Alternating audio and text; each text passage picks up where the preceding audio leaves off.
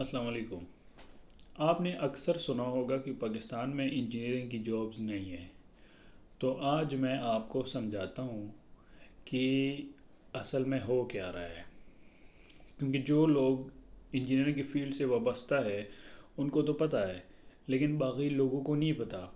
क्योंकि इंजीनियरिंग जो है ये बहुत ज़बरदस्त कैरियर है, और वालिदैन भी कंफ्यूज है कि वो अपने बच्चों की एडमिशन इसमें कराए या नहीं कराए।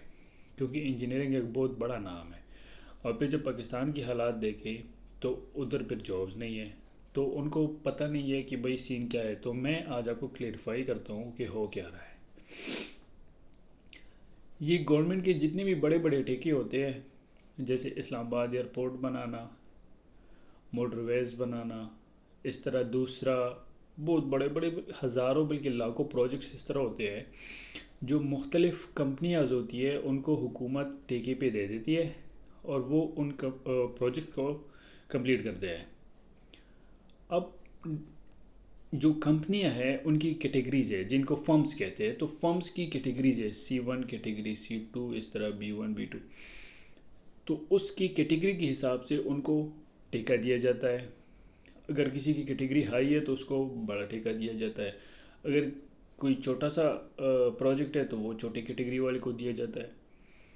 अब उनकी कैटेगरीज के लिहाज से हुकूमत ने उन पे रिक्वायरमेंट्स लगाई होती है कि अगर आप लेट सपोज आपकी सबसे टॉप लेवल की वो है कैटेगरी है कंपनी की, तो आपने कम से कम तकरीबन 25 इंजीनियर्स रखने हैं। ठीक है, क्योंकि उनको प्रोजेक्ट्स भी बड़े मिलते हैं, तो ज़ाहिर बात है उसमें इंजीनियर्स का काम बहुत होगा। तो मैं आपको एग्जांपल के तौर पे बता रहा हूँ कि लेट सपोज हुकूमत ने उन पे ये कंडीशन लगाई है कि आपने 25 इंजीनियर्स रखने हैं। अब कंपनी वाले क्या करते हैं, क्योंकि इंजीनियर को तो मंथली सैलरी देनी पड़ेगी, उसको गाड़ी देनी पड़ेगी, उसको फैसिलिटीज़ देनी पड़ेगी। तो कंपनी वाले क्या करते हैं कि वो इंजीनियर को हायर करने की बजाय सिर्फ उसका नाम अपने फर्म के साथ अटैच करते हैं, उसका लाइसेंस जो होता है वो उससे ले लेते हैं, और उसको 20,000 से लेके 80,000 रुपये तक दे देते हैं, और उसका काम ख़त्म। अब आगे जो काम है वो ठेकेदार करेगा। ठेकेदार जो है वो प्रोजेक्ट की क्वालिटी भी चेक करेगा।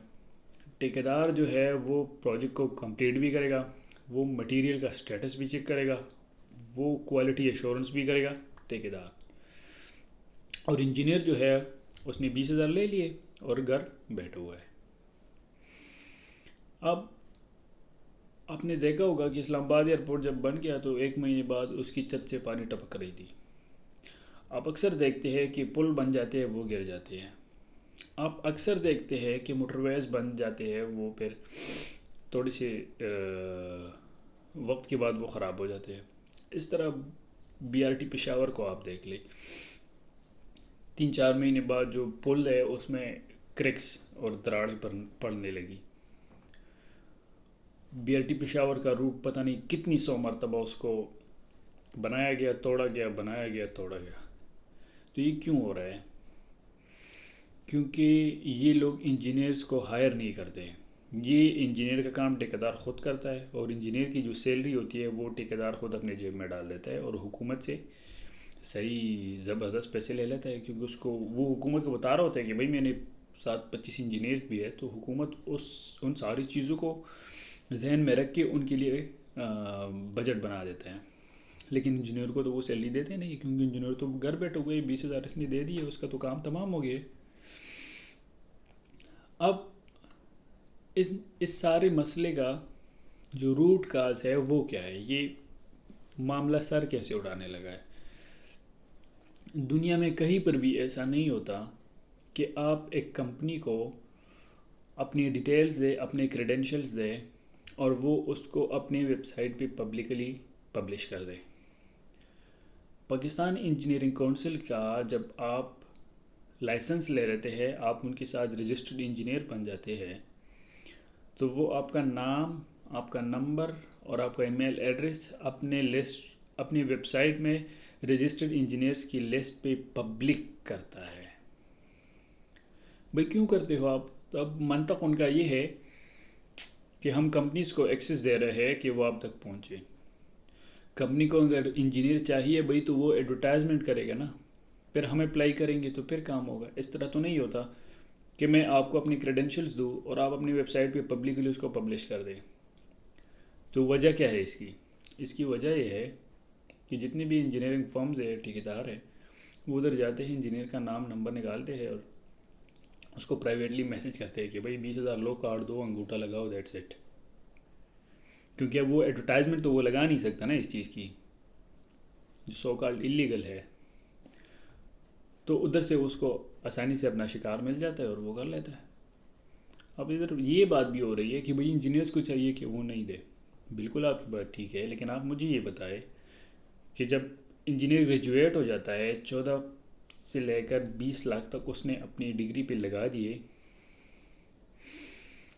और आप उससे 5,000 रुपये सिर्फ डिग्री के लिए ले रहे हैं, और आप उससे 8,000 रुपये सिर्फ अटेस्टेशन के लिए ले रहे हैं, तो वो क्या करेगा? वो इन 20,000 का आसरा नहीं लेगा तो वो क्या करेगा?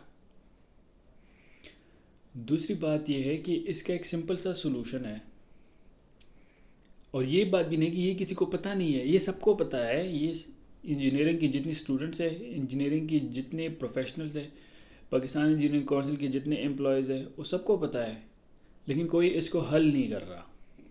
और इसको हल करने से होगा क्या, मैं आपको बताता हूँ। ये जितनी भी इंजीनियर्स की अनएम्प्लॉयमेंट है ना, ये ख़त्म हो जाएगी।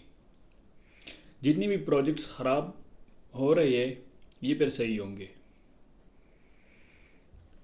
हल इसका क्या है? हल इसका ये है कि पाकिस्तान इंजीनियरिंग काउंसिल कंपनी वालों पे बात ये कंडीशन उन पे लगाए, कंपनी वाले पे, कि भाई आपके पास 25 इंजीनियर्स है, तो आपने लेट सपोज़ इनको 40,000 महाना एक इंजीनियर को देना है, तो आप वो 40,000 डायरेक्ट इंजीनियर को नहीं देंगे, आप वो 40,000 पाकिस्तान इंजीनियरिंग काउंसिल को ट्रांसफ़र करेंगे, और पाकिस्तान इंजीनियरिंग काउंसिल फिर इंजीनियर को पे करेगा।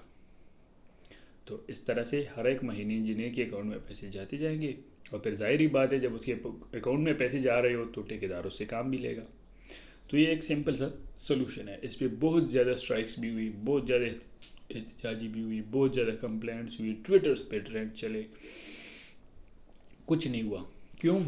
क्योंकि भाई ठेकेदार माफिया है, माफिया, और वो ये होने नहीं देंगे। और इदारों में भी लोग ऐसे बैठे हैं जिनको इस काम से फ़ायदा है, तो वो भी उसको नहीं कर रहा।